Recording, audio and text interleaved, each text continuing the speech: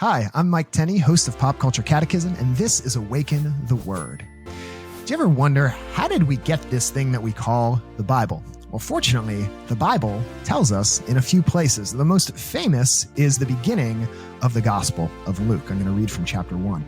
He says, "Since many have undertaken to compile a narrative of the events that have been fulfilled among us, just as those who were eyewitnesses from the beginning and ministers of the word have handed them down to us, I too have decided, after investigating everything accurately anew, to write it down in an orderly sequence for you, most excellent friend of God, so that you may realize the certainty of the teachings you have received." There's a few things here that are curious to us as a modern audience. We would think, you see something amazing that Jesus does, you hear something amazing that Jesus says, you write it down right away.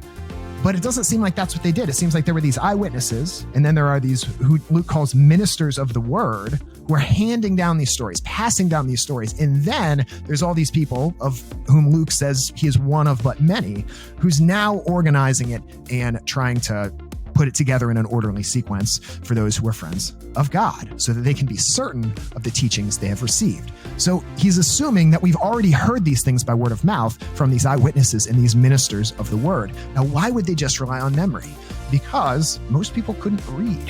So even if you could write it down, and paper was expensive and ink was expensive, most people couldn't read it anyway. And so that seems really unreliable to us. But in a pre-literate society, people use their memories a lot more. It's kind of a skill that we have lost. And so they were very good at remembering things. They were very good at keeping track of things, finances for their business, family records, all sorts of things that they would remember.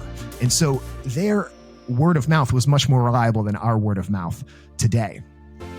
But Luke does say that he wrote it down, and there's many people who have done this. And one of the ways that the early church would verify these stories of Jesus, because there were other quote unquote gospels floating around out there.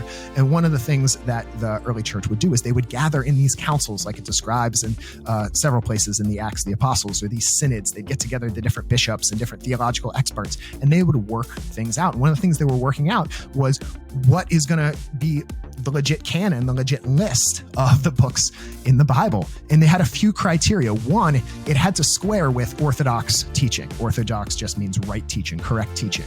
And that's why they would get together in these councils and debate these things to make sure what was being taught in these stories about Jesus and these letters of Paul, that they were legit. The second thing was that they had to have a connection to an apostle. And so Matthew was an apostle. Mark was supposedly connected to Peter. Luke was supposedly connected to Paul. And then John, of course, was an apostle as well. And so when we hear these stories at Mass, we can know that they're connected to the earliest Christians.